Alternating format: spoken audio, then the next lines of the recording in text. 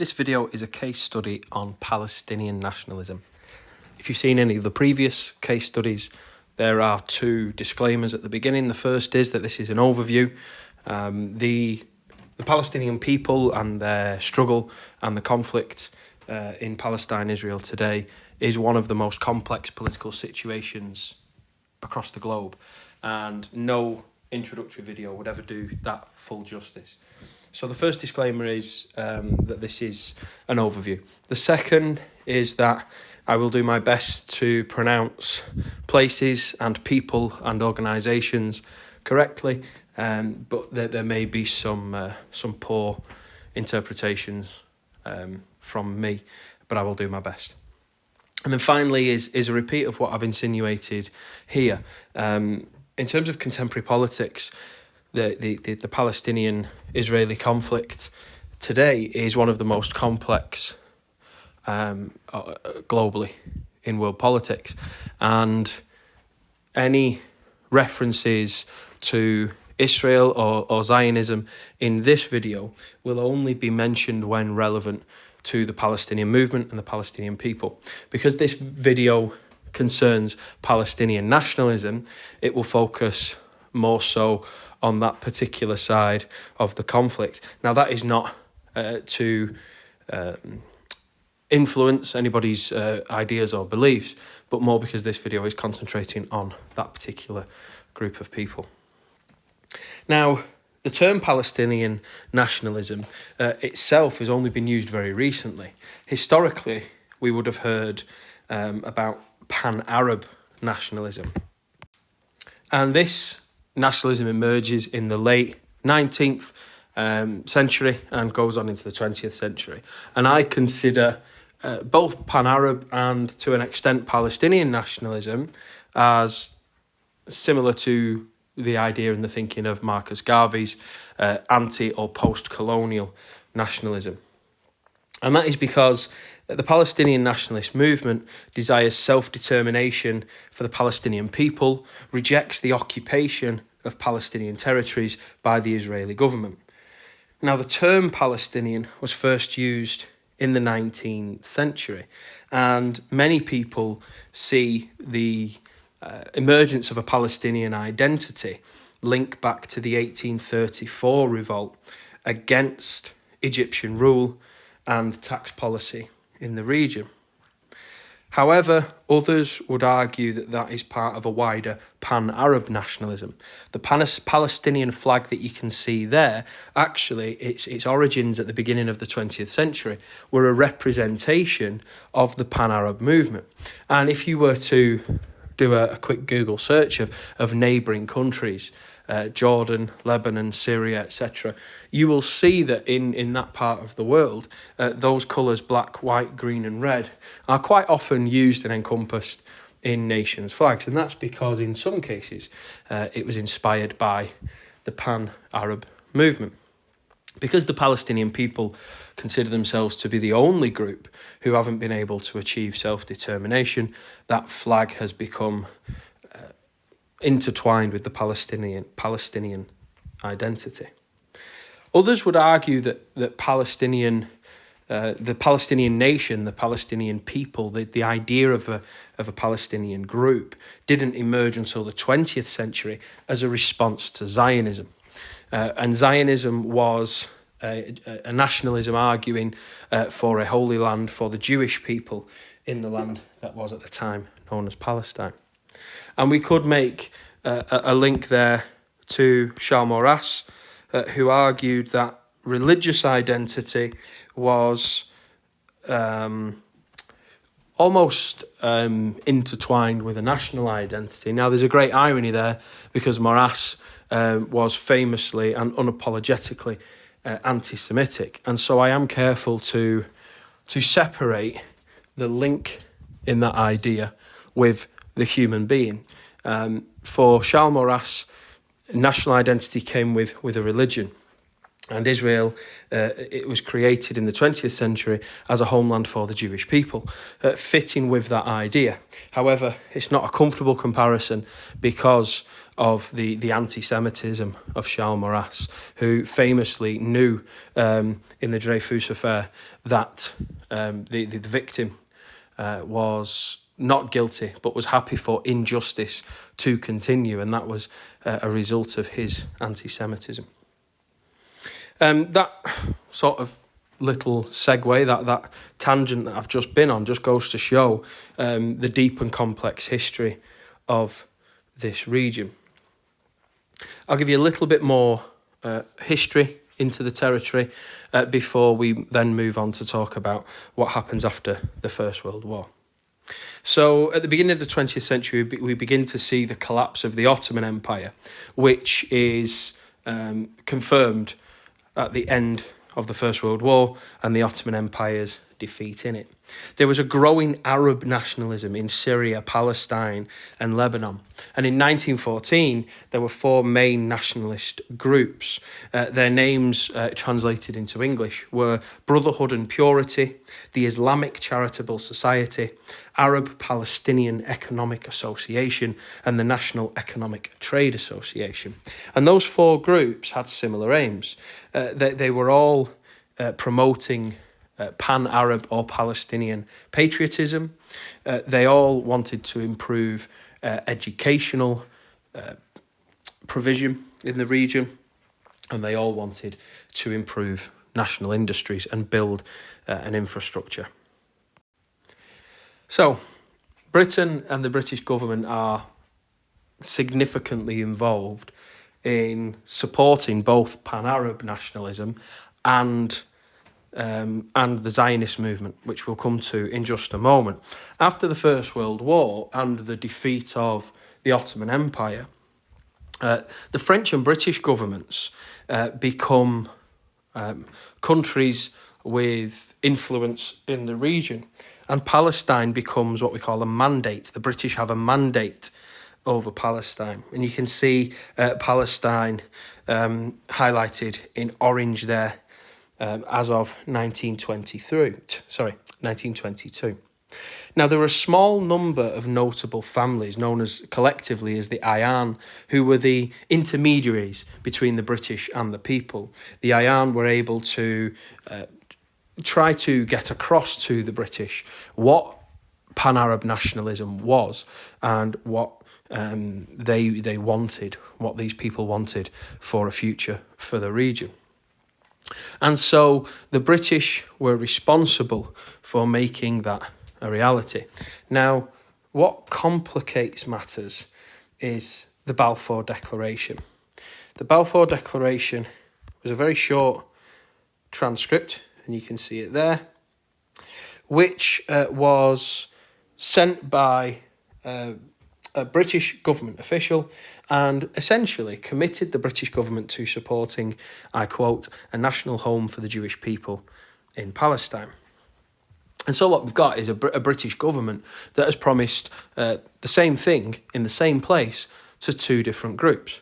It has promised to pan-Arab nationalists self-determination in Palestine, whilst at the same time promising to Zionist groups in Europe who desired a state for the Jewish people of Europe and the world, that very same thing. So, as you might imagine, tensions immediately increase. Prior to the First World War, the idea of Palestine being exclusively an area of land for one group of people would have been preposterous, because Jews, Muslims and Christians lived together for centuries in this region. And you must, particularly Jerusalem, but certainly right across Palestine at the time, there were holy sites important in all three of those major Abrahamic religions. So the idea of the land being exclusive for one group of people would have seemed bizarre for centuries. But that growing nationalism on both sides led to a political climate where the idea of this land being exclusively for one group became more mainstream and more acceptable.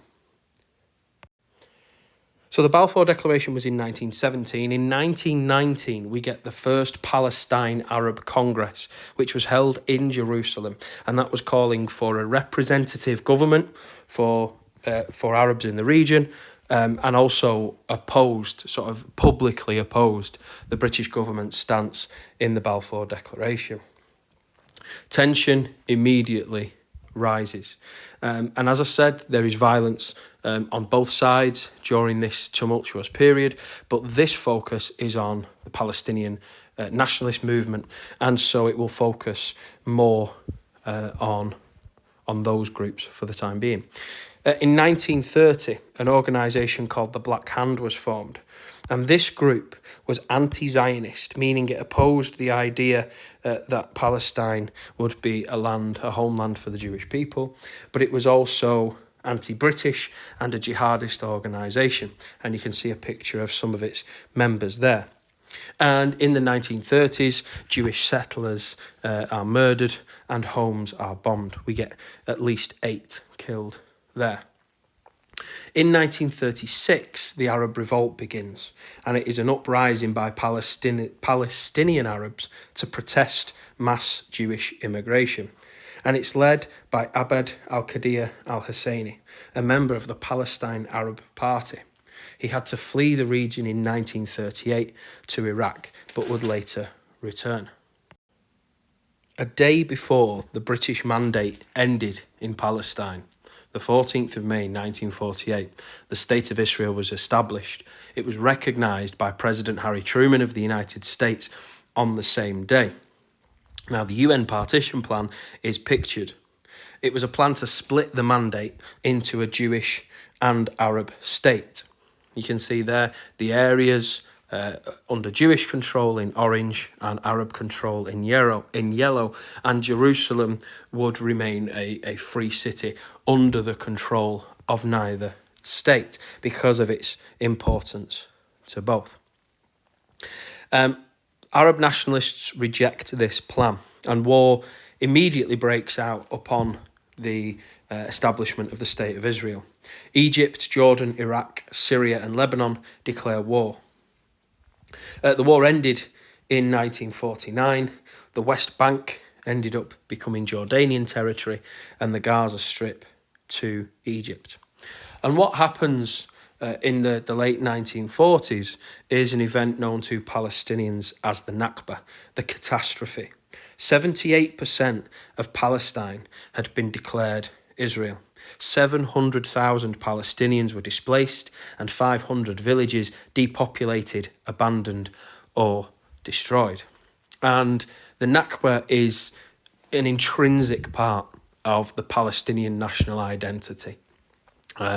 Many Palestinians left their homeland and have never returned. In some cases, they may have moved to Jordan and are within a driving distance of the villages in which their families grew up and lived, but are currently unable to visit, particularly if that territory is currently occupied by the Israeli government.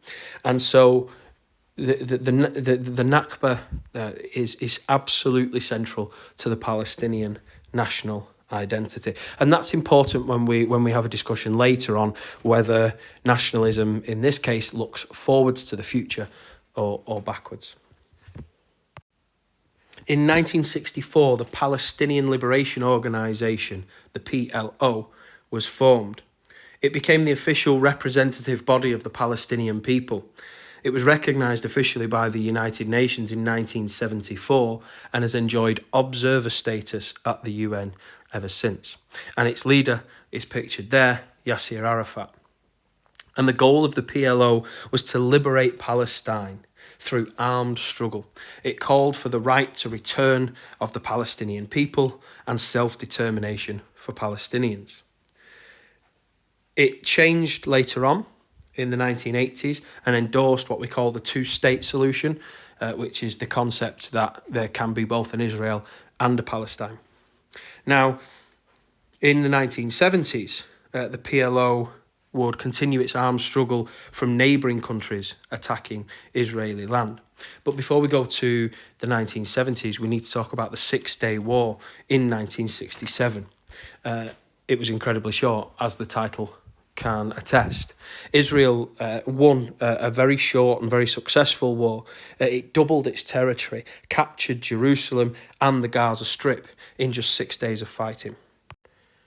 This image shows the increase in Israeli land in 1967 at the end of that war.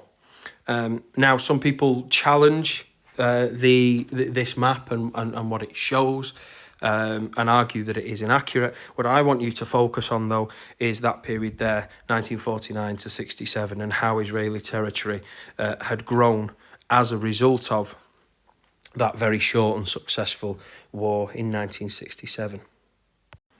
In a moment, I'm going to tell you about the First Intifada from 1987 to 1993. But before we do, I want to talk about the emergence of a new group. At the top there, you can see the logo for the PLO, Palestinian Liberation Organization, and again, a picture of its leader, Yasser Arafat. And it called for self-determination for the Palestinian people, and it can be summed up in a famous rhyme that was used both now and historically, which is Palestine will be free from the river to the sea. That's the River Jordan in the east to the Mediterranean in the west. But what the PLO begins to do is it begins to soften its approach, particularly when it comes to the militant struggle. Now, that's not to say that there was a complete rejection of militancy, but there was an attempt, particularly in the 1980s, by advocating and endorsing the two-state solution. There was an attempt to achieve political goals through diplomatic means.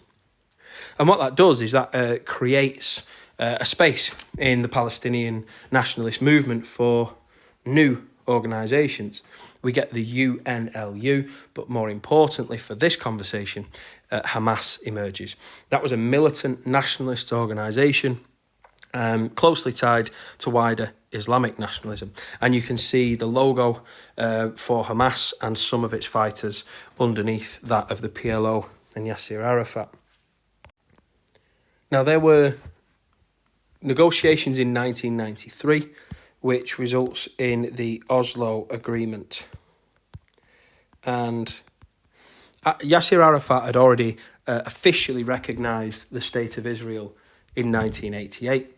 But essentially what the Oslo Agreement, in a nutshell, agreed is that both sides of the conflict agreed in principle to a two-state solution. A land for the Jewish people and a land for the Palestinian people. The Second Intifada erupts in the year 2000, and many attribute it to Ariel Sharon's visit to Temple Mount. Now, Temple Mount, as it is known in Judaism, is an important location in both the Jewish faith, but also in Islam. In Islam, Temple Mount is referred to as Haram al-Sharif, or the Noble Sanctuary. And it is important in Islam because it is believed that it is here that the Prophet Muhammad ascended on the back of a winged horse to the divine presence. And so Ariel Sharon, who was the leader of the opposition in Israel at the time, and his public visit to Temple Mount was much televised. You can see a picture of his visit there. What caused riots, which led into a wider conflict, was Sharon's comment, which was that the Temple Mount is in our, by that he means Israeli, hands, and will remain in our hands. Now, Temple Mount is in Jerusalem, which according to the 1947 partition plan is neither fully in the control of Israel or Palestine. And so that comment caused demonstrations. Palestinian demonstrators threw stones at the IDF, the Israeli Defence Force. They were dispersed with tear gas and rubber bullets, and violence emerged from there. And what we end up with is clashes and violence between the IDF and groups like Hamas.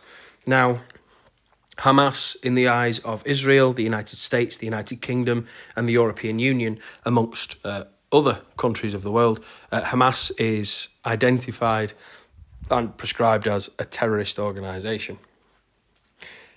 Now, there was an attempt by outgoing US President Bill Clinton at the Camp David negotiations to cement an agreement for the long-term future. This is quite often what US presidents do when they're on their way out of office. They feel somewhat freed and able to pursue their own desires, and Clinton saw himself as the president that could solve the Israeli-Palestinian conflict. And ultimately he was wrong in that. So others would say that it wasn't Sharon's visit to Temple Mount and his comments there that caused the beginning of the Second Intifada, but it was the failure of those negotiations to come up with a meaningful solution. And so what of Palestinian nationalism today?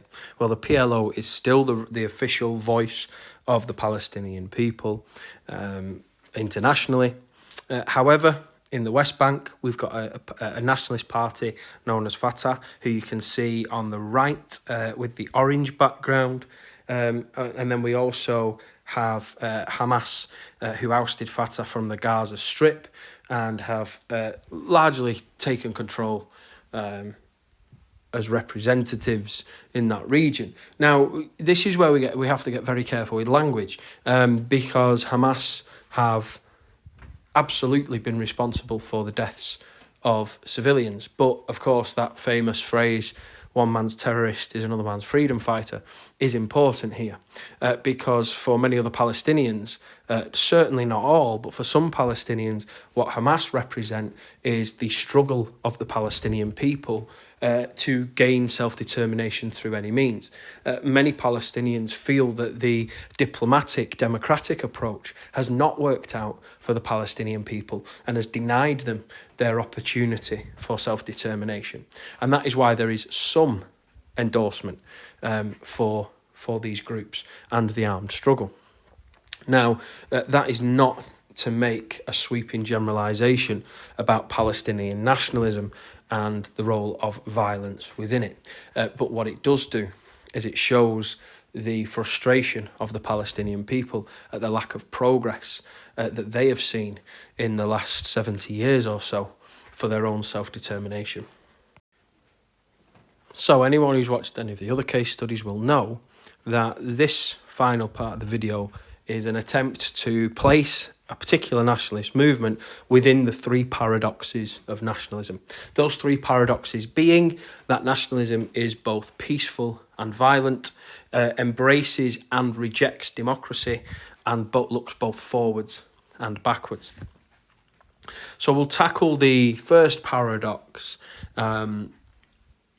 which is Palestinian nationalism characterised by peace or violence?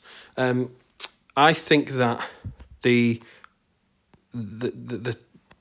is a sad history in this part of the world, particularly in the 20th century. Countless lives lost in the name, in the name of different forms of nationalism. And unfortunately, this region has been characterised by violence as a result of the failure of diplomacy to achieve a meaningful conclusion. And so I think that Palestinian nationalism, whether or not people have desired it, Palestinian nationalism has been characterised historically by violent armed struggle. That is not to say that peaceful means have not been tried. That is not to say that every Palestinian nationalist endorses terrorism or endorses armed struggle. That is absolutely not the case. But when we look at the story of Palestinian nationalism as an overview, it has been characterised by violence in the region historically. So secondly, we've got whether or not this nationalism is democratic or rejects the democratic process. And I think it's fair to say that diplomacy has failed the people of the region. And so it's a difficult one, because the choice that we are given is one of democracy or dictatorship. And I don't think that either of those fits the narrative of Palestinian nationalism. I think that self-determination for the Palestinian people is the ultimate goal of Palestinian nationalism, but there hasn't been a meaningful democratic process that the Palestinians have been able to engage in order to do so.